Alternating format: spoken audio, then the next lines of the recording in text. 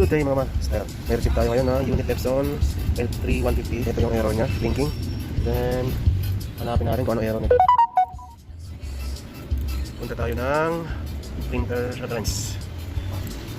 Hanapin natin si ito. Okay. Manage, then ang status niya. Ito, yan. Status na, service required. Reset yan. So ngayon, ito gawin natin. Ito na siya. Kailangan naka-install yung printer software. Tapos, okay.